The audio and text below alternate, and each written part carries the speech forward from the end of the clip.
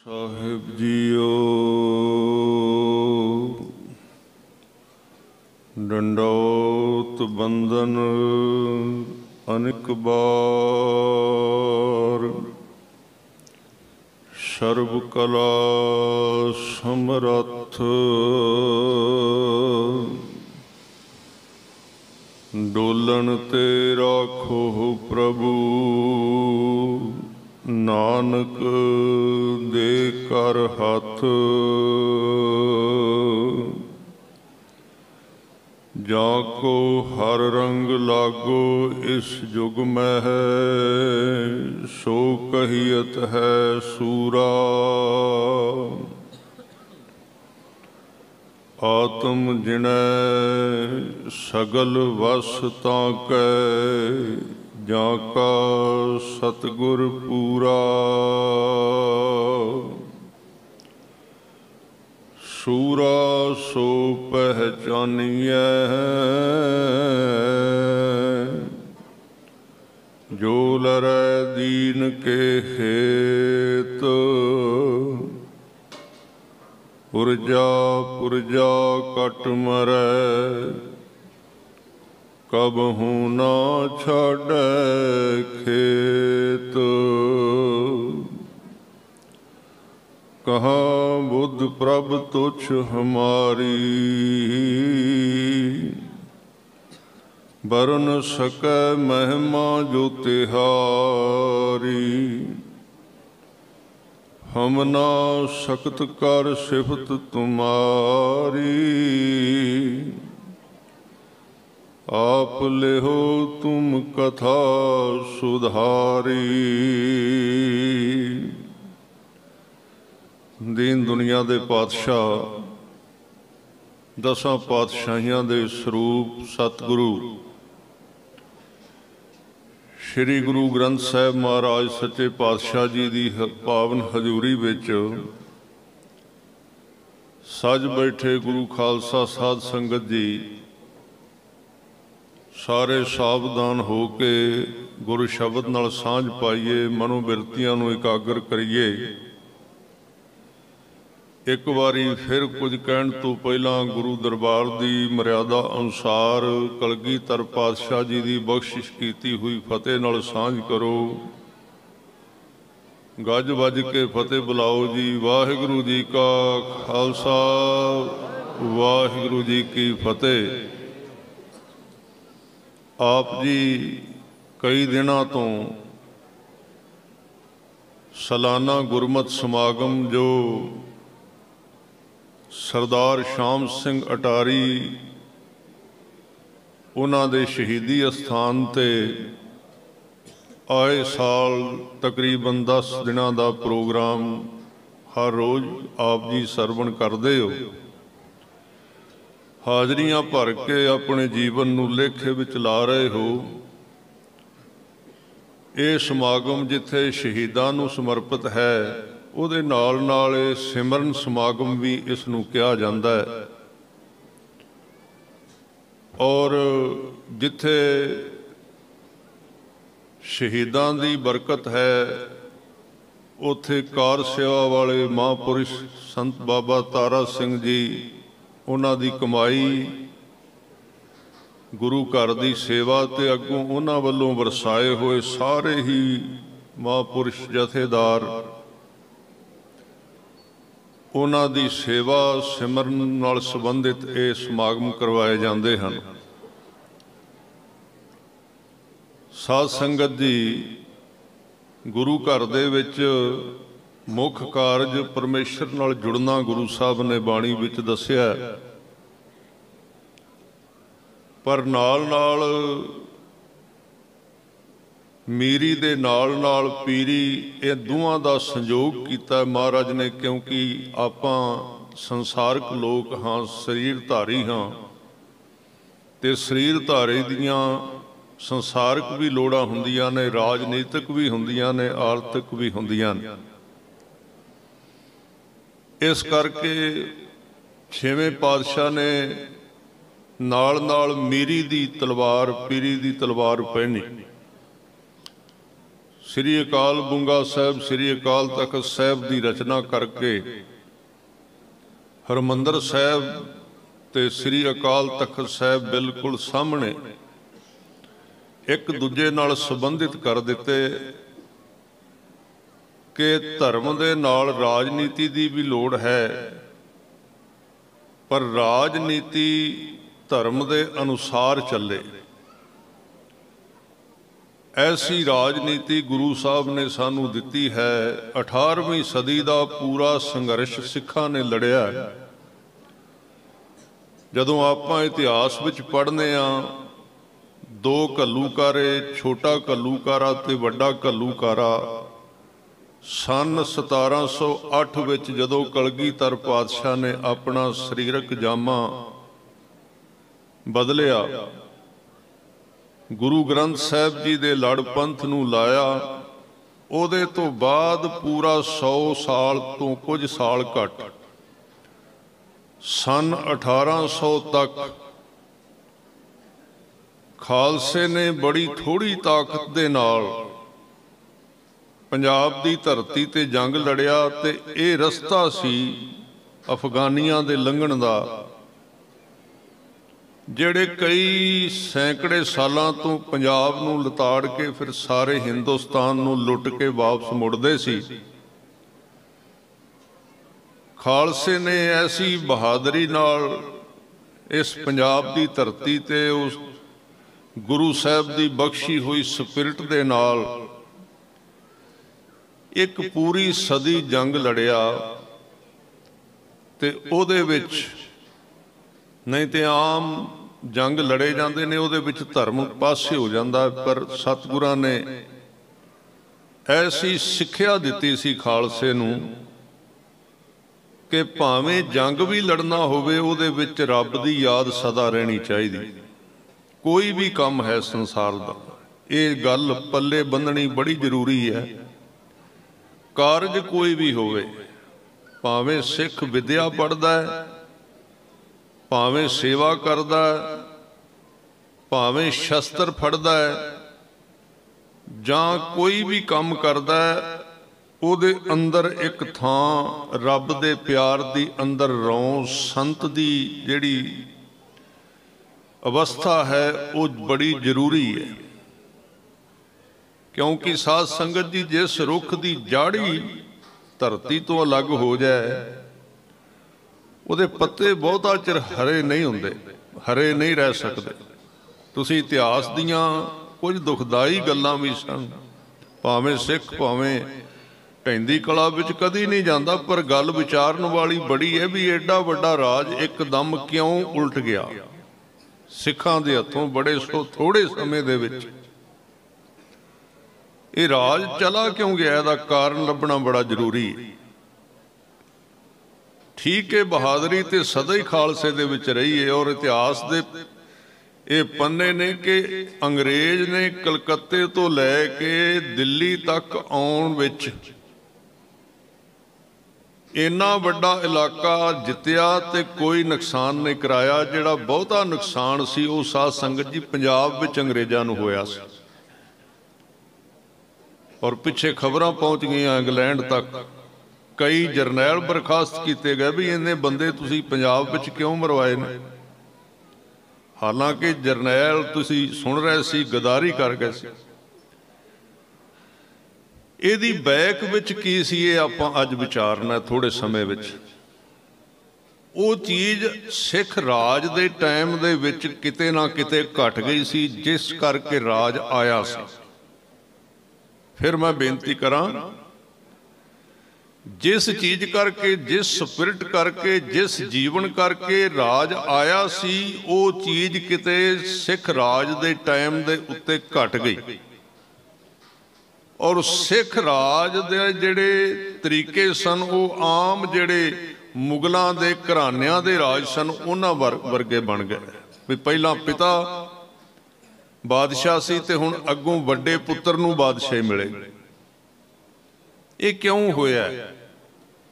ਕਲਗੀਧਰ ਪਾਤਸ਼ਾਹ ਨੇ ਕਿਹਾ, ਖਾਲਸਾ मेरो रूप है खास, खालसे मैं हूं करो निवास, जब लग खालसा रहे न्यारा, तब लग तेज दियो मैं सारा। महाराज ने तेज का मतलब है शक्ति। गुरु कलगीधर पातशाह कहते जिन्ना चिर खालसा न्यारा रहेगा मैं अपने कोल ताकत कोई बचाउणी ही नहीं, मैं सारी अपने खालसे नूं दे देनी। नहीं तो आम दुनिया के उस्ताद ने वो कहते ने भी थोड़ा जिहा जे तुहानूं 100 दा आउंदा है ना तो घट्टो घट्ट 1-2 अपने कोल रखो तां ही तुहाडा कोई तौलिया शहरा चुकेगा। पर ये गुरु बराबरता अपने लियाउणा चाहुंदा खालसे नूं। बई हुण इत्थे न्यारे दा अर्थ की है? न्यारा शब्द जिहड़ा इहदे अर्थ वखरा ना समझना। न्यारे दा अर्थ है निर्लेप। सुखमणी साहब आप जी पढ़ो, न्यारे दा अर्थ इत्थे निर्लेप है, वखरा नहीं है। वखरा तो आप ही हो गया जदों गुरु नानक साहब ने जनेऊ पाउण तो ना कर दित्ती सी, 5 ककाल दे दिते सी खालसे नूं। वो वखरीपण कौम की निशानी जिहड़ी आइडेंटिटी सी वो तां आ गई अपने आप। ये बाहरली गल सी, पर न्यारे दे बाहरी अर्थ भी ने ते न्यारे दे अंदरूनी अर्थ भी ने। बाहरों भी न्यारा रहेगा ते अंदरों भी न्यारा रहेगा। बाहरी तौर ते सरीरक तौर ते भी खालसा न्यारा अपनी पहचान रखेगा इस जमीन दे उत्ते, इस दुनिया दे तख्ते दे उत्ते।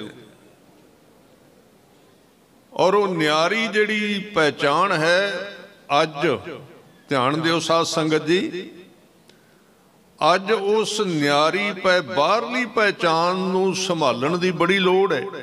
क्योंकि बड़े तरीकिਆਂ दे नाल बड़े जुगत दे नाल ये जोर लग रहा है भी इन्हां दी बाहरली निशानी जिहड़ी है, बाहरली जिहड़ी इन्हां दी पहचान है उन्होंने किते ना किते घटा दिता जाए। पर इत्थे न्यारे दे अर्थ निर्लेप अंदरूली न्यारापण भी सी। किदे नालों न्यारा रहना है? न्यारा रहना है साध संगत जी बुराइयां दे नालों। अंदरों निर्लेप ब्रह्म ज्ञानी सदा निर्लेप, जैसे जल में कमल अलेप। जिवें पानी विच कमल रहिंदा है, सतगुरु कहंदे इस तरह रहना है। कमल दे फुੱਲ दी जिहड़ी जड़ है वो चिक्कड़ विच हुंदी है, पर कमल दा फुੱਲ खिड़दा आकाश विच है। ये है संसार की है।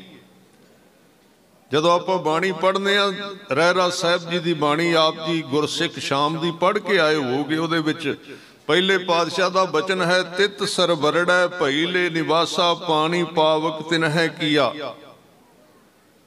पंकज मोह पग नहीं चालै हम देखा तह डूबी अले। गुरु नानक साहब कहंदे गुरु के सिखो ध्यान दिओ जिथे तुसी रह रहे हो। इत्थे एक अग बलदी है पानी दे थां ते, इत्थे अग बल रही। पानी पावक तिन्है किया, पावक दा अर्थ है अग। उन्हें अग पैदा की संसार नूं चलाउण वास्ते माया दी, ते गुरु ने नाम दा पानी दिता उस माया दी अग नूं कंट्रोल करन वास्ते। इहदे 2 अर्थ ने। पानी पावक तिन्है किया, गर्मी ते ठंड दा सुमेल कीता। इत्थे परमात्मा ने माया ते ब्रह्म आ जो कुछ दिस रहा 2 चीज़ों का जोड़ है। परमात्मा ते माया दोवां नाल संसार चल रहा है। परमात्मा दा भी सारियां दे विच सब में जोत जोत है सोए, ते शरीरका दा बनिया 5 तत्तां दा। इहदे विच विकार भी ने, इहदे विच 5 विकार ने। ये सारी माया है। माया ते परमात्मा ने अपनी शक्ति नूं मिला के संसार चलाया, दोवें इकट्ठियां कीतियां ने। एक वखरा विशा थोड़ा जिहा मैं कहना चाहुंदा। कलगीधर पातशाह जी की बाणी है अकाल उस्तत। तुसीं कदी ध्यान ना पढ़ोगे हैरान हो जाओगे। गुरु गोबिंद सिंह महाराज पातशाह की जिहड़ी बाणी है वो इन्नी सिख नूं परमात्मा दे नेड़े लै जांदी है कि वो माया दे विच रहिंदा होया भी परमात्मा तो दूर जा ही नहीं सकता। इत्थों तक भी गुरु साहब ने कहा भी काम दे विच भी परमात्मा है। वो बाणी तुसीं ध्यान नाल पढ़ोगे ना, काम क्रोध लोभ मोह हंकार ये सारे इन्हां दे विच भी रब है। ये उस बाणी दे विच इहदा मुख जोर दिता गया। ਇਹਦੇ ਵਿੱਚ भी क्योंकि सारी बाणी जिहड़ी दसम पातशाह दी दसम ग्रंथ साहिब दी ਉਹਦਾ ਜਿਹੜਾ आधार है ਉਹਦਾ हैडिंग ਦੇ ਵਿੱਚ ही दिता होया है कि छाया रूपी होए कै विचरत श्री गोपाल। ਜਿਹੜਾ परमात्मा है वो माया बन के विचर रहा संसार दे विच। आ सारे शरीर ने काहदे बने हुए ने? माया दे ने। ये कौन है? ये अलग अलग नज़र आउंदा है पर अलग नहीं है, सब इक्को ही है। जिद्दे शब्द आउंदा ना गुरबाणी दे विच कि एको है भाई, एको है साहिब मेरा, एको है, ਉਹਦਾ मतलब सिर्फ एका एक नहीं, ਉਹਦਾ मतलब है होर कुछ है ही नहीं, इक्को ही है सारा। भावें अलग नज़र आ रहा है, 84 लाख जूना ने। छाया रूपी होए कै विचरत श्री गोपाल। छाया का मतलब है माया, परमात्मा दी छां। वो जिहड़ा रूप है सतगुरु ने कहा भी ਇਹਦੇ ਵਿੱਚ रहना है, ਇਹਦੇ ਵਿੱਚ निवास है। तित सरवरड़ा भई ले निवासा, पानी पावक तिन्ह किया। फिर ਇਹਦੇ ਵਿੱਚ एक होर चीज़ दसी, कहते पंकज मोह। मोह दा ਇਹਦੇ ਵਿੱਚ पंक, पंक मैंने चिक्कड़, ਇਹਦੇ ਵਿੱਚ माया दा चिक्कड़। पग नहीं चालै, ਇਹਦੇ ਵਿੱਚ ਤੁਸੀਂ तुर के नहीं लंघ सकते। पग मैंने पैर, ਇਹਦੇ ਵਿੱਚ पैर खुब जाता है। ये गारा है, ये चिक्कड़ है, बड़िया बड़िया दे ਇਹਦੇ ਵਿੱਚ पैर खुब गए। पंकज मोह पग नहीं चालै, हम देखा तह डूबी अले। असी वेख्या दुनिया सारी डुबदी। पहला तो वेखो, पहला समा वेख लो, अज वेख लो, संसार डुबदा जा रहा। संसार ਇਹਦੇ ਵਿੱਚ हम देखा तह डूबी अले। पुछया सच्चे पातशाह ये तो बच भी सकीदा कोई तरीका है? कहते हाँ तरीका है एक। हुण मैं इत्थे बेनती करनी चाहुंदा भी राज दे विच राज किहड़ा दिता सी गुरु साहब ने? ये थोड़ा जिहा सानू इहदे उत्ते विचार करनी बड़ी जरूरी है। गुरु साहब ने गृहस्थ दिता किहड़ा सी? राज किहड़ा दिता सी? गृहस्थ किवें दा दिता सी?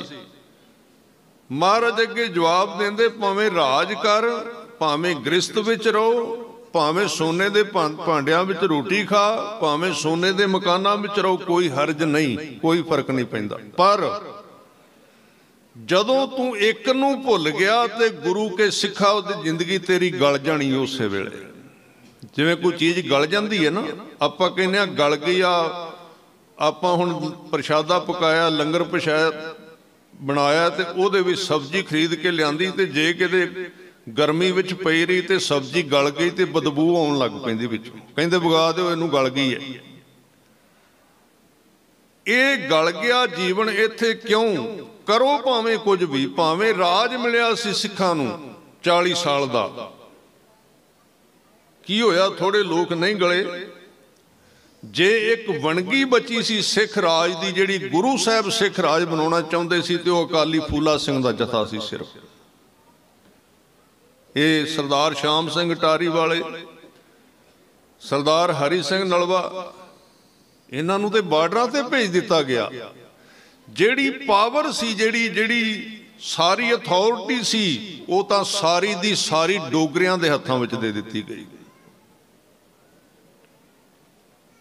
चलो ये हुण नैगेटिव गल्लां दा बहुता फायदा नहीं, पर एनालिसिस होना बड़ा जरूरी है, क्योंकि अगों भी सिक्खां कोल राज आ सकदा। जां अज भी कुछ कह रहे हैं भी इत्थे साडा राज आएगा पंजाब की धरती ते। चलो ये इस पासे मैं ना जावां, सारा जिहड़ा बनिया होया काम है वो फिर सारियां मूर्तियां सामने आके खलो जांदियां जिहड़ियां अजकल फिरदियां ने। ये जिहड़ा साध संगत जी एनालिसिस करना जरूरी है कि उस राज दे विच कारण की सी। अज सानू उस कारण दा लभ के उहदे उत्ते वर्क करन दी लोड़ है भी कल नूं जे सिखां दे कोल राज आउंदा ते तुहाडे कोल लीडरशिप आउणी चाहीदी राज करन वाली। क्योंकि कारण ये सी कि सिखां ने 100 साल जंग लड़ी सी ते जंग लड़न दे विच उन्हां नूं बहुता समा पढ़न दा नहीं सी मिलिया। कि जदों पावर आउंदी है उदों पावर नूं तुसीं कंट्रोल किवें करना, उहनूं अपने हत्थां विच किवें रखना। इस करके जिन्ने जिन्ने सरदार सी जिन्हां दे कोल राज आया वो सारे वड्डे फौज दे जरनैल सी। उन्हां दे विच राजनीति नूं पढ़े हुए बड़े घट जरनैल सन। राजनीति एक होर चीज़ है, ये ख्याल रखना। अज भी तुसीं वेख लो ਜਿਹੜੇ लोग बिल पास करते हैं उन्हां कदी हथियार नहीं चुके। हथियारां वाले होर ने ते संसद दे विच होर बैठे ने। उन्हां विचों ते इत्थे अपने देश विच ते उठ के तुर भी नहीं सकते, इन्ने बुढ़े हो गए। अपने कई तो तुरदे भी नहीं उठ के। ਇਹਦੇ ਵਿੱਚ ਗੱਲ ਸਮਝਣ ਵਾਲੀ ਹੈ ਕਿ ਮੀਰੀ ਪੀਰੀ ਦਾ ਸਿਧਾਂਤ ਗੁਰੂ ਹਰਗੋਬਿੰਦ ਸਾਹਿਬ ਨੇ ਕਿਉਂ ਦਿੱਤਾ ਸੀ। ਔਰ ਇੱਕੋ ਸਮੇਂ ਇੱਕੋ ਹੀ ਬੰਦਾ, ਦੋ ਤਲਵਾਰਾਂ ਮਹਾਰਾਜ ਨੇ ਤਾਂ ਪਾਈਆਂ ਕਿ ਇੱਕੋ ਹੀ ਬੰਦਾ ਇੱਕੋ ਵਕਤ ਧਰਮੀ ਵੀ ਹੋਵੇ ਤੇ ਰਾਜਨੀਤਿਕ ਵੀ ਹੋਵੇ। ਅਸੀਂ ਇੱਥੇ ਆ ਕੇ ਗਲਤੀ ਖਾ ਗਿਆ ਸੀ, ਰਾਜਨੀਤਿਕ ਵੱਖਰੇ ਕਰ ਦਿੱਤੇ ਤੇ ਧਰਮੀ ਵੱਖਰੇ ਕਰ ਦਿੱਤੇ। ਇਹ ਸਾਡੀ ਗਲਤੀ ਹੈ। ਇਹ ਤਾਂ ਫਿਰ ਸਾਰੀ ਸ਼ਕਤੀ ਜਿਹੜੀ ਸੀ ਉਹ ਰਾਜਨੀਤਿਕ ਲੋਕਾਂ ਕੋਲ ਚਲੀ ਗਈ।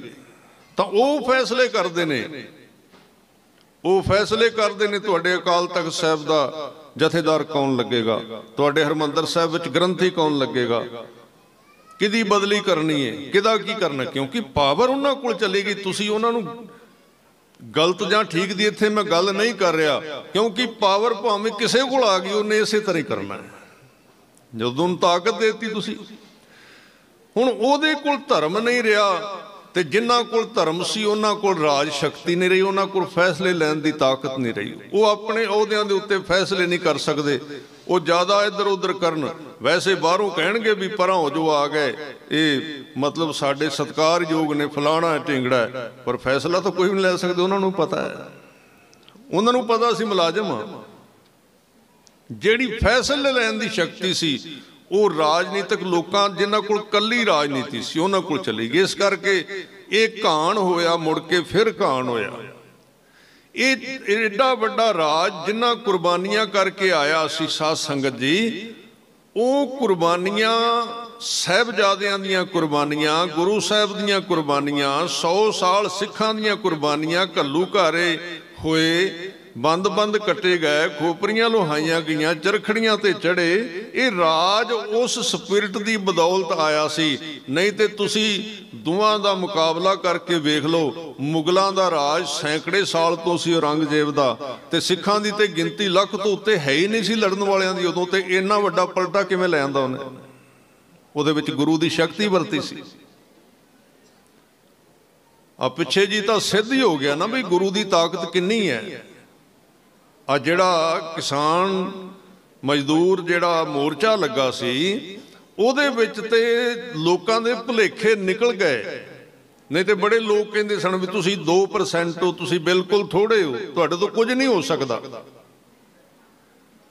ਪਰ ਉਹ ਕੁਝ ਗੁਰੂ ਵਰਤਾ ਦਿੰਦਾ ਇਸ ਤਰ੍ਹਾਂ ਦਾ ਵੀ ਜਿਹੜਾ ਚੀਜ਼ਾਂ ਜਿਹੜੀਆਂ ਸਾਹਮਣੇ ਪ੍ਰਗਟ ਹੋ ਜਾਂਦੀਆਂ, ਦਿਸ ਪੈਂਦੀਆਂ ਵੀ ਇਹ ਕਿਹੜੀ ਤਾਕਤ ਪਿੱਛੇ ਕੰਮ ਕਰ ਰਹੀ ਹੈ। ਉਹ ਤਾਕਤ ਨੇ ਕੰਮ ਕੀਤਾ ਹੈ। ਸੋ ਸਾਧ ਸੰਗਤ ਜੀ, ਮੇਰੇ ਕਹਿਣ ਦਾ ਮਤਲਬ ਇਹ ਹੈ ਕਿ ਉਹਦੀ ਬੈਕ ਦੇ ਵਿੱਚ ਜੋ ਸਪਿਰਿਟ ਸੀ ਉਹ ਨਾਮ ਦੀ ਤੇ ਬੰਦਗੀ ਦੀ ਸਪਿਰਿਟ ਸੀ। ਬਸ ਇਹ ਗੱਲ ਯਾਦ ਰੱਖਣੀ। ਮੈਂ ਤਾਂ ਹੀ ਕਿਹਾ ਸੀ ਵੀ ਬੂਟਾ ਉਹ ਹੀ ਹਰਾ ਰਹੇਗਾ ਜਿਹਦੀ ਜੜ ਜ਼ਮੀਨ ਨਾਲ ਲੱਗੀ ਏ। ਜੇ ਜੜ ਟੁੱਟ ਗਈ ਪੱਤੇ ਜ਼ਿਆਦਾ ਚਿਰ ਹਰੇ ਨਹੀਂ ਰਹਿ ਸਕਦੇ। ਤੁਸੀਂ ਭਾਵੇਂ ਕਿੰਨੀ ਤਾਕਤ ਲੈ ਲਓ ਸੰਸਾਰਕ, ਭਾਵੇਂ ਸਾਰੇ ਦੇਸ਼ ਤੇ ਤੁਹਾਡੇ ਨਿਸ਼ਾਨ ਸਾਹਿਬ ਝੰਡੇ ਲੱਗ ਜਾਣ ਤੁਹਾਡੇ ਰਾਜ ਦੇ, ਪਰ ਜੇ ਤੁਹਾਡੇ ਕੋਲ ਧਰਮ ਨਾ ਰਿਹਾ ਉਹਨੇ ਫਿਰ ਭ੍ਰਿਸ਼ਟ ਹੋ ਜਾਣਾ ਉਸੇ ਤਰ੍ਹਾਂ। ਕਿਉਂਕਿ ਕਲਗੀਧਰ ਪਾਤਸ਼ਾਹ ਕਹਿੰਦੇ ਜੇ ਖਾਲਸਾ ਰਹੇਗਾ ਮੈਂ ਸਾਰੀ ਸ਼ਕਤੀ ਦੇਣੀ ਹੈ। ਔਰ ਹੈਰਾਨੀ ਦੀ ਗੱਲ ਇਹ ਹੈ ਕਿ ਗੁਰੂ ਗੋਬਿੰਦ ਸਿੰਘ ਮਹਾਰਾਜ ਸੱਚੇ ਪਾਤਸ਼ਾਹ ਜੀ ਇੰਨੇ ਵੱਡੇ ਜੰਗੀ ਜਰਨੈਲ ਹੁੰਦਿਆਂ ਵੀ ਉਹਨਾਂ ਨੇ ਸੰਤ ਤਾਈ ਜਿਹੜੀ ਦਰਵੇਸ਼ੀ ਸੀ ਉਹਨੂੰ ਛੱਡਿਆ ਨਹੀਂ। ਔਰ ਬੜੇ ਤਕੜੇ ਦਰਵੇਸ਼, ਨਹੀਂ ਤੇ ਬੰਦੇ ਨੇ ਨਾਮ ਜਪਣਾ ਹੋਵੇ ਨਾ ਆਪਣੇ ਵਰਗੇ, ਤੇ ਜੇ ਕੋਈ ਸਿੰਘ ਨਾਮ ਜਪਣਾ ਸ਼ੁਰੂ ਕਰੇ ਉਹ ਫਿਰ ਕਹਿੰਦਾ ਸ਼ੁਰੂ ਕੀਤਾ ਸੀ ਥੋੜੇ ਦਿਨ, ਫਿਰ ਲਾਈਟ ਆਉਣੀ ਬੰਦ ਹੋ ਗਈ, ਪਾਣੀ ਗਰਮ ਨਹੀਂ ਮਿਲਿਆ। ਫਿਰ ਦੂਜੇ ਨੂੰ ਕੋ ਨਾਮ ਜਪਣਾ ਸ਼ੁਰੂ ਕੀਤਾ ਸੀ, ਵਿਆਹ ਆ ਗਿਆ ਸੀ ਜੀ ਵਿੱਚ, 2 ਦਿਨ ਢੋਲ ਖੜਕਦਾ ਰਿਹਾ, ਫਿਰ ਨਿਤਨੇਮ ਟੁੱਟ ਗਿਆ। कदी सोचो कदी ये गुरु किवें दा है जिहदे चौहां पासे तलवारां खड़कदियां ने, चौहां पासे बंदूकां चलदियां ने, चौहां पासे तीर छूकदे ने ते विच ओह बंदगी करदा है। मतलब ये सी कि बंदगी इन्नी जरूरी है कि सरसा दी नदी दे किनारे दे उत्ते मतलब चौहां पासों इन्ना जिहड़ा हालात हो जाना ते फिर भी बंदगी नूं कायम रखना। इस करके भगतां दे जां संतां दे विचों सिरमौर ने धन गुरु गोबिंद सिंह महाराज, क्योंकि जिन्ने भगत होए ने उन्हां ने पहलां भगती करन तो पहलां परमात्मा तो सहूलतां दी मंग कीती कि सानूं सहूलतां चाहीदियां ने तां असीं कर सकांगे। वैसे है भी क्योंकि बंदा साडे वर्गे बंदे कमज़ोर ने, असीं हालातां दे उत्ते अपने आप नूं इन्नी जल्दी साडे उत्ते हालातां जिहड़ियां असर कर जांदियां ने, पर सतगुरु ते कोई हालात असर नहीं करदे। ਉਹਦੀ ਬੈਕ ਵਿੱਚ ਉਹਦੀ ਕੀ ਪਿਆ ਹੋਇਆ, ਉਹਦੀ ਬੈਕ ਦੇ ਵਿੱਚ ਬੰਦਗੀ ਨਿਤਨੇਮ ਸਿਮਰਨ ਪਿਆ ਹੋਇਆ। ਸਾਧ ਸੰਗਤ ਜੀ, ਮੈਂ ਇਸ ਚੀਜ਼ ਦੇ ਉੱਤੇ ਤੁਹਾਡੇ ਨਾਲ ਵਿਚਾਰ ਸਾਂਝੀ ਕਰਾਂਗਾ ਕਿ ਜਿੱਥੇ ਵੀ ਕੋਈ ਆਪਾਂ ਸਮਾਗਮ ਰਚਨੇ ਆ ਜਾਂ ਆਏ ਸਾਲ ਇੱਥੇ ਸਮਾਗਮ ਹੁੰਦਾ ਉੱਥੇ ਵਾਰ-ਵਾਰ ਇਤਿਹਾਸ ਨੂੰ ਦੁਹਰਾਇਆ ਜਾਂਦਾ, ਪਰ ਉਹਦੀ ਤਹਿ ਦੇ ਵਿੱਚ ਜਾਣਾ ਵੀ ਬਹੁਤ ਜ਼ਰੂਰੀ ਹੈ कि एडी वड्डी पावर एडी छेती खिलर क्यों गई। उहदा की कारण सी? उहदा कारण सी कि जिहड़ियां चीज़ां दिल्ली दे हाकमां दे महलां दे विच हुंदियां सन, मुगलां दे हाकमां दे महलां विच हुंदियां सन, ओह साडे महलां विच भी होण लग पईयां। ये कारण सी बस। होर ते गुरु ने कहा जब ये गहे विपरण की रीत मैं ना करूं इनकी प्रतीत, कहते जा फिर मैं तेनों वेखने नहीं कितों आया। होर गुरु वास्ते राज कोई वड्डी चीज़ है ही नहीं। पलां दे विच अज भी चाहण ते सवेर दे सूरज तो पहला पहला तुहानूं राज दे सकदे ने, पर महाराज ये पुछदे ने भी मैं दियां किनूं। वो ते तली ते रख के बैठे ने, सब निधान दस अष्ट सिधान ठाकुर करतल धरिया, पर वो कहते भी कोई दिसे ते सही जिहड़ा इस चीज़ नूं संभाल के रखेगा, वो बना के रखेगा। तां हुण तक दी मेरी जिहड़ी विचार दा धुरा सी वो केवल इक्को गल ते मैं विचार कीती कि चीज़ नूं विचारन दी बड़ी लोड़ है कि आपां उस चीज़ नूं संभाल नहीं सके ते संभाल तां नहीं सके क्योंकि साडे कोल साध संगत जी असीं पढ़दे बहुत घट आ। पढ़ाई साडे कोल अज भी बड़ी घट। तुसीं कहोगे साडा मुंडा ते दूजे अपने कॉन्वेंट स्कूल विच पढ़दा, उहदे भी संसार वास्ते है, उत्ते मैनेजर लग जाएगा जां उहदी तनख्वाह ज़्यादा हो जाएगी, कोठी चंगी मिल जाएगी, गड्डी। वो तां एक मटीरियलाइज कीता इस जीवन नूं, उहदे नाल पदार्थ मिलना तुहानूं। पर तुसीं वो जिहड़ी चिनग जिहड़ी कलगीधर पातशाह ने एक जीवन दिता सी जिहड़ा मौत तो बाद भी रहिंदा सी, वो जीवन सी ना, उहदे बारे किहड़ी एजुकेशन किहड़ी विद्या पढ़ी है, किवें उन्होंने हुण जिवें सरदार श्याम सिंह अटारी वाले ने कहा भी तूंबा तूंबा हो जाओ पर पिछे नहीं हटना। उहदे पिछे इहदा मतलब उस मौत तो अगे कोई उन्होंने जीवन दस्सिया गया सी, तां इन्नी तनदेही नाल बंदा कुर्बानी करदा, अगे कुछ नज़र आउंदा है। नहीं तो कौन इस एडियां वड्डियां कुर्बानियां कौन करदा जे उन्होंने ये दसे कि मौत तक जिंदगी समाप्त हो जाएगी।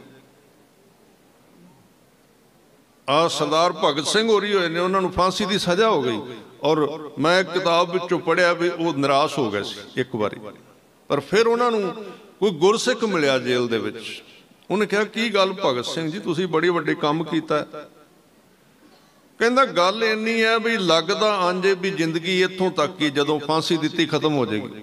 उन्होंने फिर चिणग लाई अंदर, उन्हें कहा नहीं जिंदगी इत्थे खत्म नहीं हुंदी, जिंदगी इत्थों अगे भी चलती है। सिख दा यह विश्वास है भी उहदा गुरु नूं इसलिए शब्द उहदे वास्ते शहीद वरत्या गया कि वह शहीद हुंदा है, वह मरदा नहीं। शहीद एक जामा है जो जिंदगी नूं जारी रखदा। तां इहदा कहण दा मतलब भाव सिर्फ इन्ना कु है कि जिन्ना चिर साडे कोल आम लोकां दे विच विद्या नहीं जाती उन्ना चिर आम लोकां दे विचों लीडरशिप पैदा नहीं हुंदी, ते जिन्ना चिर लीडरशिप पैदा नहीं हुंदी और वो लीडरशिप त्यागी नहीं हुंदी ते आम लोकां विचों नहीं पैदा हुंदी, उन्ना चिर तुसीं दुनिया दे तख्ते दे उत्ते अपनी राजनीतिक ताकत नूं स्थिर नहीं रख सकदे। आएगी ते चली जाएगी, क्योंकि जिहड़े सरमाएदार ने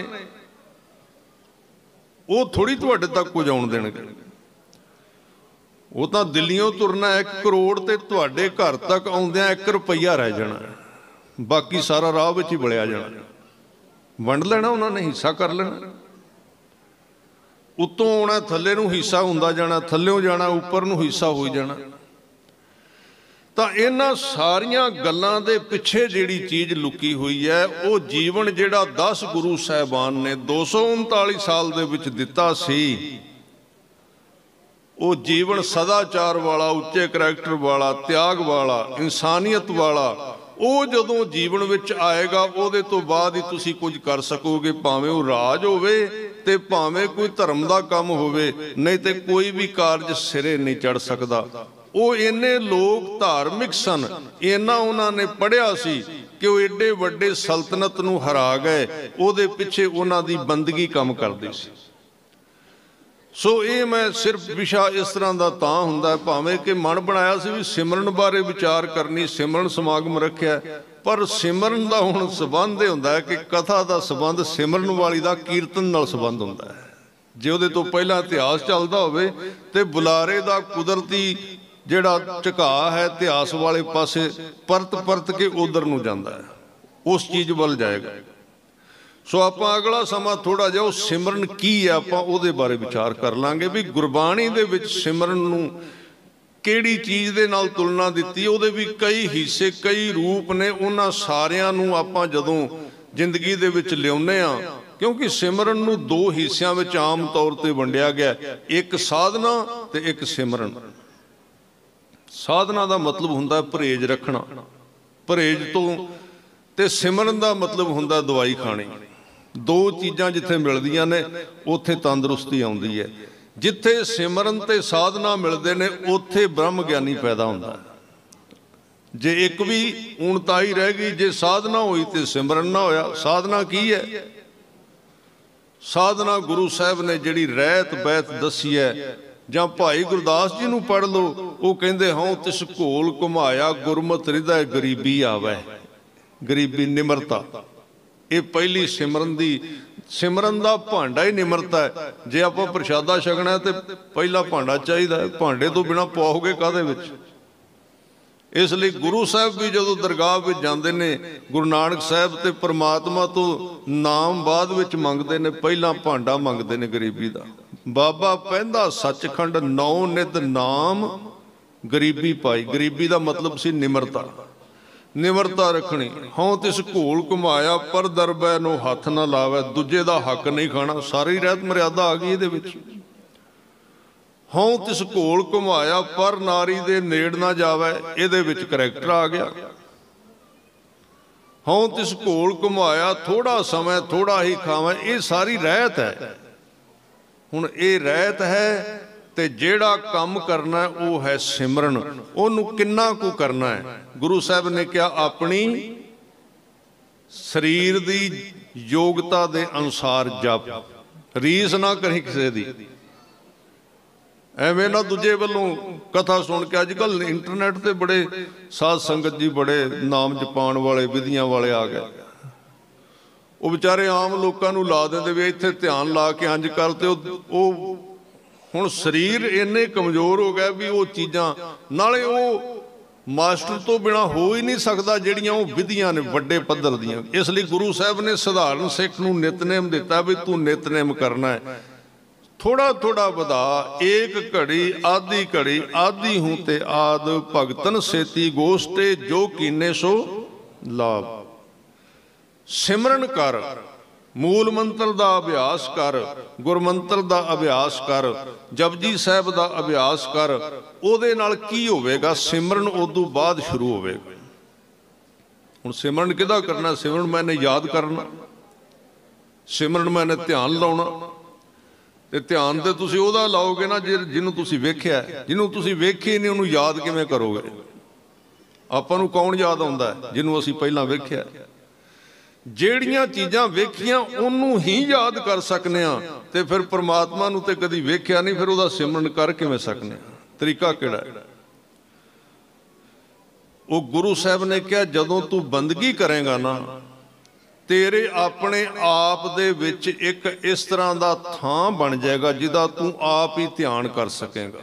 ਇਹ ਬਾਣੀ ਪੜ੍ਹ ਕੇ ਵੇਖੋ। ਤੇਰਾ ਹੁਕਮ ਪਵੈ ਨਿਸ਼ਾਨ, ਤਉ ਕਰਉ ਸਾਹਿਬ ਕੀ ਸੇਵਾ। ਜਿਉਂ ਜਿਉਂ ਤੂੰ ਜਪੇਗਾ ਸ਼ਬਦ ਤੇਰੀ ਸੁਰਤ ਦੇ ਅੰਦਰ ਇੱਕ ਦਾਗ ਲਾਉਣਾ ਸ਼ੁਰੂ ਕਰ ਦੇਗਾ। ਜਿਵੇਂ ਕਿਸੇ ਚੀਜ਼ ਦੇ ਉੱਤੇ ਵਾਰ-ਵਾਰ ਚੀਜ਼ ਨੂੰ ਘਸਾਓ ਨਾ, ਤੇ ਉੱਥੇ ਨਿਸ਼ਾਨੀ ਪੈ ਜਾਂਦੀ ਹੈ।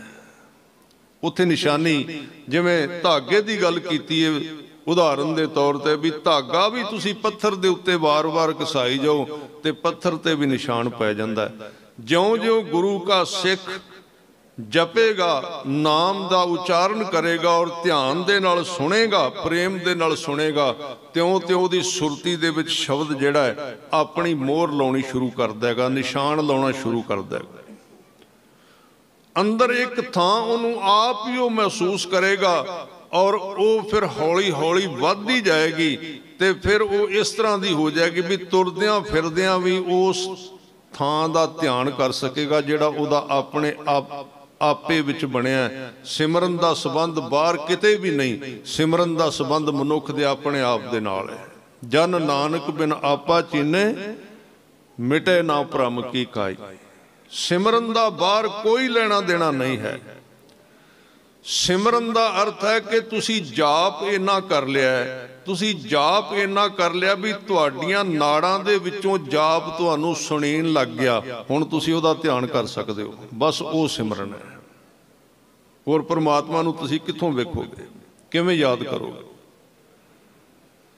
ਫਿਰ ਤੁਰਦਿਆਂ ਫਿਰਦਿਆਂ ਜਿੱਥੇ ਵੀ ਜਾਓਗੇ ਉਹ ਥਾਂ ਜਿਹੜੀ, ਜਿਵੇਂ ਮੈਂ ਉਦਾਹਰਨ ਦੇ ਦਿੰਦਾ ਵੀ ਆਪਾਂ ਸਾਰੇ ਬੈਠੇ ਹਾਂ, ਜੇ ਆਪਾਂ ਨੂੰ ਕਿਤੇ ਸੱਟ ਲੱਗੀ ਹੋਵੇ ਨਾ, ਅੰਗੂਠੇ ਤੇ ਠੇਡਾ ਲੱਗਾ ਜਾਂ ਕਿਤੇ ਵੀ ਦਰਦ ਹੁੰਦੀ, ਮੰਨ ਲਓ ਕਿਸੇ ਨੂੰ ਗੋਡਿਆਂ ਵਿੱਚ ਦਰਦ ਹੁੰਦੀ ਹੈ, ਆਪਾਂ ਜੋ ਮਰਜ਼ੀ ਕਰੀ ਜਾਈਏ, ਤੁਰੀਏ ਫਿਰੀਏ, ਪ੍ਰਸ਼ਾਦਾ ਛਕੀਏ, ਗੱਲਾਂ ਕਰੀਏ, ਪਰ ਧਿਆਨ ਉਸ ਦਰਦ ਦੇ ਉੱਤੇ ਥੋੜਾ ਥੋੜਾ ਰਹੇਗਾ ਸਾਡਾ। ਜਿੱਥੇ ਸਾਡੇ ਸਰੀਰ ਵਿੱਚ ਦਰਦ ਹੋ ਰਹੀ ਹੈ, ਦਰਦ ਸਾਡੇ ਧਿਆਨ ਨੂੰ ਵਾਰ-ਵਾਰ ਖਿੱਚੇਗੀ ਆਪਣੇ ਵੱਲ। ਨਾਮ ਜਪਦਿਆਂ ਜਪਦਿਆਂ ਸਰੀਰ ਦੇ ਵਿੱਚ ਇੱਕ ਤਰ੍ਹਾਂ ਦੀ ਫੀਲਿੰਗ, ਇੱਕ ਦਰਦ ਪੈਦਾ ਹੋ ਜਾਂਦੀ ਹੈ ਜੋ ਸਾਧਕ ਨੂੰ, ਜੋ ਜਪਣ ਵਾਲੇ ਨੂੰ ਆਪਣੇ ਵੱਲ ਖਿੱਚਦੀ ਰਹਿੰਦੀ ਏ। ਉਹਦੇ ਤੋਂ ਛੁੱਟ ਨਹੀਂ ਸਕਦਾ, ਜਿਵੇਂ ਦਰਦ ਤੋਂ ਮਨੁੱਖ ਛੁੱਟ ਨਹੀਂ ਸਕਦਾ। ਇੱਥੋਂ ਤੱਕ ਕਿ ਸੰਸਾਰ ਦੀਆਂ ਦਰਦਾਂ ਜਿਹੜੀਆਂ ਨੇ ਉਹ ਨੀਂਦ ਆਉਣ ਦੇ ਨਾਲ ਮਨੁੱਖ ਤੋਂ ਅਲੱਗ ਹੋ ਜਾਂਦੀਆਂ ਹਨ, ਪਰ ਸਾਧ ਸੰਗਤ ਜੀ ਨਾਮ ਦੀ ਦਰਦ ਜਿਹੜੀ ਹੈ ਨੀਂਦ ਆਉਣ ਤੋਂ ਬਾਅਦ ਵੀ ਮਨੁੱਖ ਨੂੰ ਨਹੀਂ ਛੱਡਦੀ, ਉਹਨੂੰ ਆਪਣੇ ਨਾਲ ਖਿੱਚ ਕੇ ਰੱਖਦੀ ਹੈ। ਉਹ ਕਿਵੇਂ ਦਰਦ ਪੈਦਾ ਹੋਵੇਗੀ? ਉਹ ਜਪਣ ਦੇ ਨਾਲ ਪੈਦਾ ਹੋਵੇਗੀ। ਤੇਰਾ ਹੁਕਮ ਪਵੈ ਨਿਸ਼ਾਨ, ਨਿਸ਼ਾਨੀ ਪਏਗੀ ਅੰਦਰ। ਤਾਂ ਉਹ ਜਦੋਂ ਜਪਾਂਗੇ ਹਰ ਰੋਜ਼, ਕਿਉਂਕਿ ਇੱਕ ਦਿਨ ਨਾਲ ਨਹੀਂ ਹੋਵੇਗਾ ਔਰ ਇਕੱਠਾ ਨਹੀਂ ਜਪਿਆ ਜਾ ਸਕਦਾ।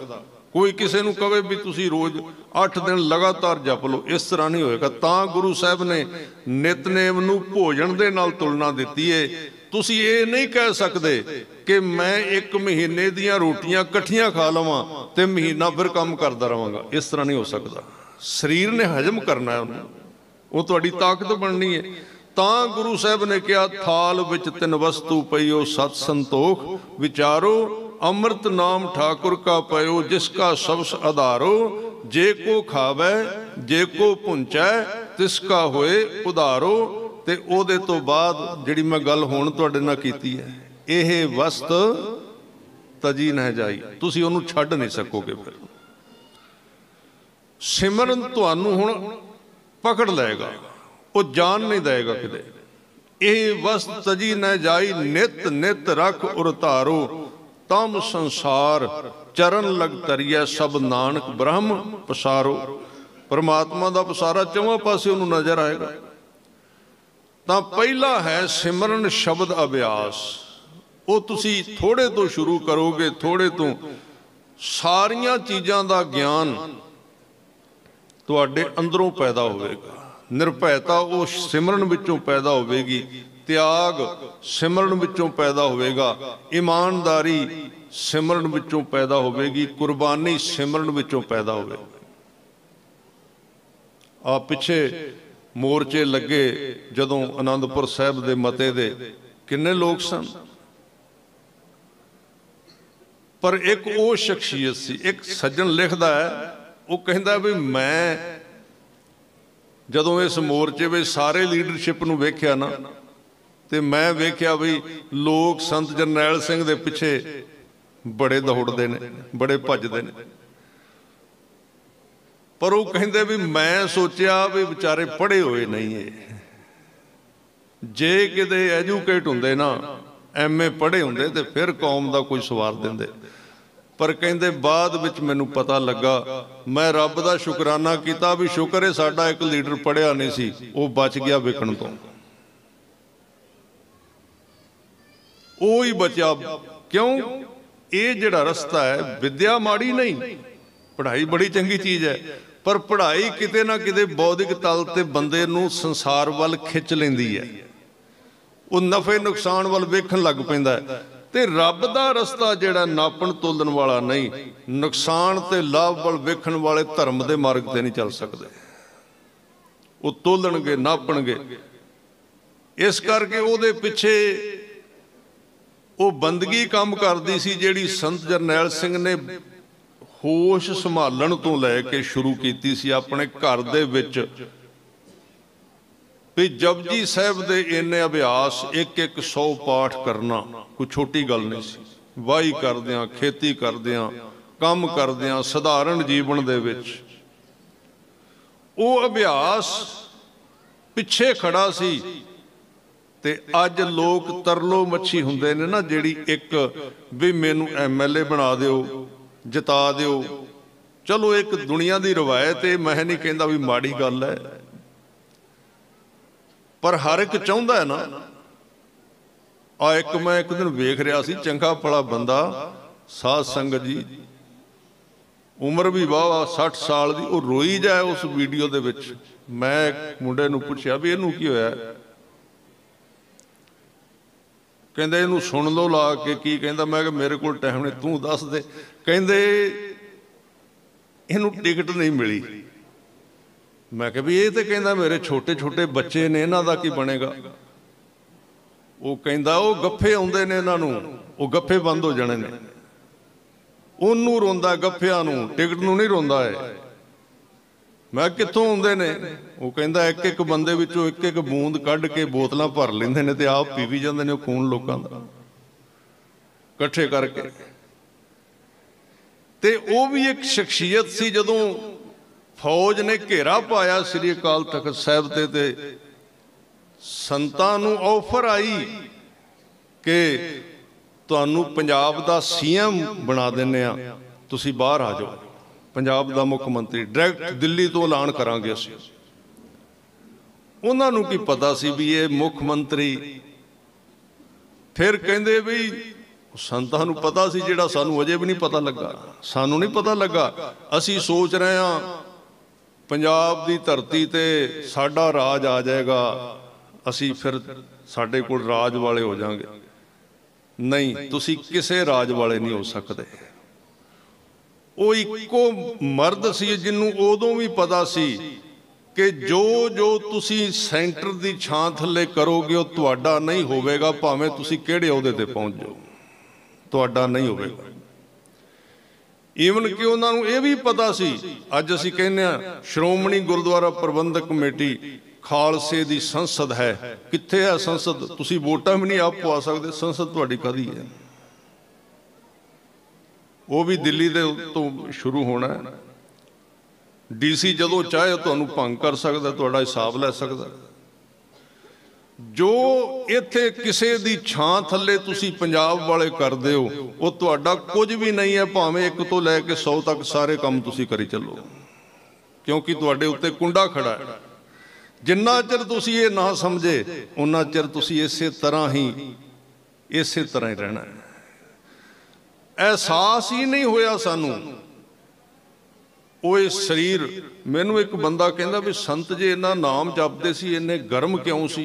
ਮੈਂ ਕਿਹਾ ਵੀ ਗਰਮ ਨਹੀਂ ਸੀ, ਸੱਚੇ ਸੀ। ਔਰ ਉਹਨਾਂ ਨੇ ਮਹਿਸੂਸ ਕਰ ਲਿਆ ਸੀ ਕਿ ਤੁਸੀਂ ਕਿਵੇਂ ਗੁਲਾਮ ਹੋ। ਤੁਹਾਨੂੰ ਇਹ ਵੀ ਨਹੀਂ ਪਤਾ ਕਿ ਤੁਸੀਂ ਗੁਲਾਮ ਹੋ, ਕਿ ਤੁਸੀਂ ਇੱਕ ਛੋਟੀ ਜਿਹੀ ਸੰਸਥਾ ਲੈ ਕੇ ਉਹਦੇ ਉੱਤੇ ਹੀ ਸੋਚ ਲਿਆ ਵੀ ਸਾਡੀ ਇਹ ਬੜੀ ਵੱਡੀ ਸੰਸਥਾ ਹੈ, ਪਰ ਉਹ ਗੁਲਾਮ ਹੈ ਕਿਸੇ ਚੀਜ਼ ਦੀ। ਨਾ ਉਹਨਾਂ ਨੂੰ CM ਦਾ ਅਹੁਦਾ ਝੁਕਾ ਸਕਿਆ, ਨਾ ਉਹਨਾਂ ਨੂੰ ਕਰੋੜਾਂ ਡਾਲਰ ਝੁਕਾ ਸਕੇ, ਨਾ ਉਹਨਾਂ ਨੂੰ ਯੂਰਪ ਦਾ ਵੀਜ਼ਾ ਝੁਕਾ ਸਕਿਆ। ਕਿਉਂ? ਉਹਦੀ ਬੈਕ ਦੇ ਵਿੱਚ ਨਾਮ ਸੀ। ਮੈਂ ਅੱਜ ਦੀ ਵਿਚਾਰ ਦੇ ਵਿੱਚ ਹਰ ਇੱਕ ਚੀਜ਼ ਦੇ ਪਿੱਛੇ ਨਾਮ ਦੀ ਗੱਲ ਕਰਾਂਗਾ ਵੀ ਮਤਲਬ ਕੀ ਹੈ ਕਿ ਜਿੰਨਾ ਚਿਰ ਤੁਹਾਡੇ ਕਿਸੇ ਵੀ ਕਾਰਜ ਦੇ ਵਿੱਚ ਬੰਦਗੀ ਨਹੀਂ ਆਉਂਦੀ, ਸਿਮਰਨ ਨਹੀਂ ਆਉਂਦਾ, ਅੰਮ੍ਰਿਤ ਵੇਲਾ ਨਹੀਂ ਆਉਂਦਾ, ਤੁਸੀਂ ਭਾਵੇਂ ਕੁਝ ਵੀ ਕਰ ਲੈਂਦੇ ਹੋ, ਤੁਸੀਂ ਭਾਵੇਂ ਕਿੰਨੇ ਵੀ ਉੱਚੇ ਚਲੇ ਜਾਂਦੇ ਹੋ। ਠੀਕ ਹੈ, ਜਿਹੜੇ ਲੋਕ ਦੁਨੀਆ ਨਾਲ ਸੰਬੰਧ ਰੱਖਦੇ ਨੇ ਉਹ ਬੜਾ ਉੱਚਾ ਕੰਮ ਕਰ ਸਕਦੇ ਨੇ, ਮਸ਼ਹੂਰ ਹੋ ਸਕਦੇ ਨੇ, ਪਰ ਤੁਸੀਂ ਗੁਰੂ ਤੇਗ ਬਹਾਦਰ ਸਾਹਿਬ ਦੇ ਵਾਂਗ ਕੰਮ ਨਹੀਂ ਕਰ ਸਕੋਗੇ। ਮਾਤਾ ਨਾਨਕੀ ਗੁਰੂ ਤੇਗ ਬਹਾਦਰ ਸਾਹਿਬ ਜੀ ਦੀ ਮਾਤਾ ਨੇ ਕਿਹਾ ਸੀ ਨਾ ਗੁਰੂ ਹਰਗੋਬਿੰਦ ਸਾਹਿਬ ਪਾਤਸ਼ਾਹ ਨੂੰ ਕਿ ਇਹ ਤੁਹਾਡਾ ਜਿਹੜਾ ਪੁੱਤਰ ਹੈ, ਬਾਕੀ ਦੇ ਪੁੱਤਰ ਬੋਲ ਚਾਲ ਵਿੱਚ ਬੜੇ ਮਾਹਿਰ ਨੇ, ਲੋਕਾਂ ਦੇ ਨਾਲ ਬੜੇ ਬੋਲਦੇ ਚਾਲਦੇ ਨੇ, ਬੜੇ ਚਲਾਕ ਨੇ, ਉਹਨਾਂ ਨੇ ਸੰਬੰਧ ਬਣਾਏ ਹੋਏ ਨੇ ਇਲਾਕਿਆਂ ਦੇ ਨਾਲ, ਤੇ ਮੇਰਾ ਪੁੱਤਰ ਕਿਸੇ ਨਾਲ ਬੋਲਦਾ ਹੀ ਨਹੀਂ, ਇਹਦਾ ਕੀ ਬਣੇਗਾ? ਉਹਨਾਂ ਦੇ ਤੇ ਸੰਬੰਧ ਨੇ। ਤੇ ਸਤਿਗੁਰੂ ਨੇ ਕਿਹਾ ਸੀ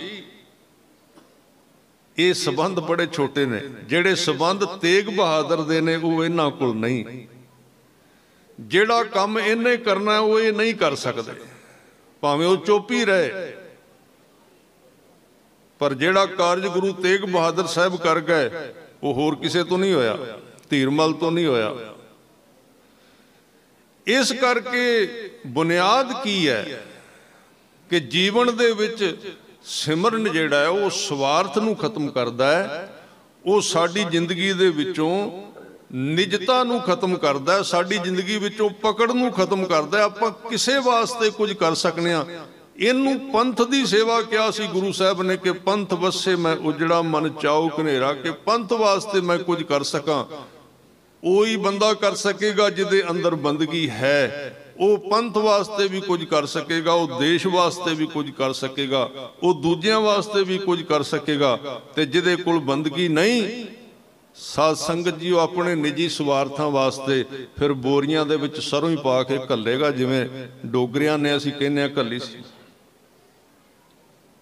ਭਾਵੇਂ ਉਹਦੇ ਵਿੱਚ ਡੋਗਰੇ ਹੋਣ, ਭਾਵੇਂ ਸਾਡੇ ਹੋਰ ਵੀ ਸਰਦਾਰ ਨਾਲ ਰਲੇ ਸੀ, ਕਈ ਹੋਰ ਵੀ ਕਈ ਬੰਦੇ ਸੀ। ਉਹਦੇ ਤੋਂ ਪਹਿਲਾਂ ਕੀ ਕੀ ਹੋਇਆ, ਕਿੰਨਾ ਕੁਝ ਹੋਇਆ। ਕਦੀ ਤੁਸੀਂ ਸਿੱਖ ਰਾਜ ਨੂੰ ਫੋਲੋ, ਉਸ ਨੂੰ ਪੜ੍ਹੋ। ਜਦੋਂ ਇਸ ਤਰ੍ਹਾਂ ਦੀਆਂ ਗੱਲਾਂ ਕਰੀਏ, ਕਈ ਵਾਰੀ ਸਾਡੇ ਸੱਜਣ ਕਹਿੰਦੇ ਵੀ ਇਹ ਗੱਲਾਂ ਨਾ ਤੁਸੀਂ ਸਾਹਮਣੇ ਲਿਆਓ। ਤੁਸੀਂ ਇਹ ਗੱਲਾਂ ਸਾਹਮਣੇ ਨਾ ਲਿਆਏ ਤੇ ਵਾਰ-ਵਾਰ ਤੁਸੀਂ ਦੋਸ਼ੀ ਲੋਕਾਂ ਨੂੰ ਆਪਣੇ ਲੀਡਰ ਮੰਨ ਕੇ ਫਿਰ ਤੁਸੀਂ ਉਸੇ ਤਰ੍ਹਾਂ ਹੀ ਬਰਬਾਦ ਹੋਵੋਗੇ ਜਿਵੇਂ ਪਹਿਲਾਂ ਹੋਇਆ। ਜਿਹੜੀਆਂ ਕਮੀਆਂ ਆਈਆਂ ਨੇ, ਇਹ ਨਹੀਂ ਕਿ ਈਰਖਾ ਵਸ ਕਿਸੇ ਨਾਲ, ਕਿਸੇ ਦਾ ਈਰਖਾ ਵਸ ਕਿਸੇ ਨੂੰ ਨੀਵਾਂ ਦਿਖਾਇਆ ਜਾਏ, ਇਹ ਨਹੀਂ ਚੀਜ਼। ਪਰ ਏਡੀ ਵੱਡੀ ਲੀਡਰਸ਼ਿਪ ਨੂੰ ਕਿ ਜੋ ਲੀਡਰ ਹੁੰਦਾ ਹੈ ਉਹ ਮਨਮਰਜ਼ੀ ਕਰ ਸਕਦਾ ਹੈ, ਵੀ ਇਹ ਤੇ ਰਾਜੇ ਲੋਕ ਸੀ। ਇਸ ਕਰਕੇ ਸਾਧ ਸੰਗਤ ਜੀ, ਜਿਹੜਾ ਮੁੱਢ ਕਾਰਜ ਹੈ, ਮੂਲ ਕਾਰਜ ਹੈ, ਉਹ ਸਿੱਖੀ ਦਾ ਪਹਿਲਾ ਜੀਵਨ ਸਭ ਤੋਂ ਜਬ ਲਗ ਖਾਲਸਾ ਰਹਿ ਨਿਆਰਾ। ਨਿਆਰੇ ਦਾ ਮਤਲਬ ਕਿ ਆਪਾਂ ਗੁਰਬਾਣੀ ਨੂੰ ਪੜ੍ਹ ਕੇ ਔਰ ਗੁਰੂ ਇਤਿਹਾਸ ਨੂੰ ਪੜ੍ਹ ਕੇ ਆਪਣੇ ਆਪ ਨੂੰ ਉਹਦੇ ਨਾਲ ਤੋਲ ਕੇ ਦੇਖ ਸਕਨੇ ਆ ਕਿ ਉਹਦੇ ਵਿੱਚ ਕੀ ਸੀ ਔਰ ਆਪਾਂ ਕਿਹੜੇ ਰਾਹ ਤੇ ਜਾ ਰਹੇ ਆ। ਆਪਾਂ ਉਹਦੇ ਤੋਂ ਅਗਵਾਈ ਲੈ ਸਕਨੇ ਆ, ਉਹਦੇ ਪਿੱਛੇ ਜਾ ਸਕਨੇ ਆ। ਸੋ ਮੁੱਖ ਕਾਰਜ ਸਿਮਰਨ, ਔਰ ਇਹ ਆਪ ਜੀ ਨੇ ਸਿਮਰਨ ਸਮਾਗਮ ਰੱਖਿਆ। ਸਮਾਂ ਹੋ ਗਿਆ, ਪਰ 5 ਮਿੰਟ ਆਪਾਂ ਸਿਮਰਨ ਵਿੱਚ ਜੁੜਾਂਗੇ ਜ਼ਰੂਰ। ਸਾਰੇ ਸਾਵਧਾਨ ਹੋ ਕੇ ਚੌਂਕੜਾ ਲਾ ਕੇ ਇੱਕ ਵਾਰੀ ਜੁੜੋ ਸਾਰੇ ਪਿਆਰ ਦੇ ਨਾਲ, ਕੋਈ ਵੀ ਰਸਨਾ ਖਾਲੀ ਨਾ ਰਹੇ। ਵਾਹਿਗੁਰੂ ਵਾਹਿਗੁਰੂ ਵਾਹਿਗੁਰੂ ਵਾਹਿਗੁਰੂ।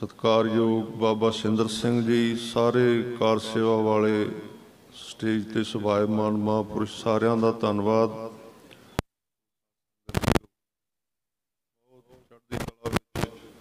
ਬਾਬਾ ਜੀ ਇੱਥੇ ਸਕੂਲ ਦਾ, ਕਾਲਜ ਦਾ ਕਾਰਜ ਜਿਹੜੇ ਉਹ ਵੀ ਕਰਾ ਰਹੇ ਹਨ ਬੱਚਿਆਂ ਨੂੰ, ਦੁਨਿਆਵੀ ਵਿੱਦਿਆ ਔਰ ਨਾਲ ਧਰਮ ਦੀ ਵਿੱਦਿਆ ਜਿਹਦੀ ਅੱਜ ਬੜੀ ਜ਼ਰੂਰਤ ਹੈ। ਚੜ੍ਹਦੀ ਕਲਾ ਬਖਸ਼ਿਸ਼ ਕਰਨ।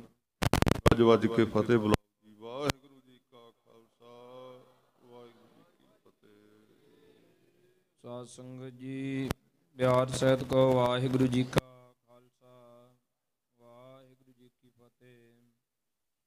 ਸਨਮਾਨਯੋਗ ਭਾਈ ਸਾਹਿਬ ਭਾਈ ਕੁਲਵੰਤ ਸਿੰਘ ਜੀ ਹੁਣਾਂ ਦਾ ਸਥਾਨ ਵੱਲੋਂ, ਮਹਾਂਪੁਰਸ਼ਾਂ ਵੱਲੋਂ ਬਹੁਤ ਬਹੁਤ ਧੰਨਵਾਦ। ਮੈਂ ਬੜੇ ਪਿਆਰ ਸਹਿਤ ਸਤਿਕਾਰਯੋਗ ਮਹਾਂਪੁਰਸ਼ਾਂ ਨੂੰ ਬੇਨਤੀ ਕਰਾਂਗਾ, ਆਪ ਜੀ ਸਨਮਾਨਯੋਗ ਗਿਆਨੀ ਕੁਲਵੰਤ ਸਿੰਘ ਜੀ ਹੁਣਾਂ ਨੂੰ ਸਟੇਜ ਵੱਲੋਂ ਸਿਰੋਂ ਪਾਓ ਦੇ ਕੇ ਸਨਮਾਨ ਕਰੋ ਜੀ। ਭਾਈ ਸਾਹਿਬ ਜੀ ਹੁਣਾਂ ਦੇ ਨਾਲ ਜਿਹੜੇ ਸੇਵਾਦਾਰ ਵੀਰ ਆਏ ਨੇ, ਉਹਨਾਂ ਨੂੰ ਮੈਂ ਬੇਨਤੀ ਕਰਾਂਗਾ ਸਟੇਜ 'ਤੇ ਆ ਕੇ ਆਪਣਾ ਸਨਮਾਨ ਸਿਰੋਂ ਪਾਓ ਪ੍ਰਾਪਤ ਕਰਨ ਜੀ।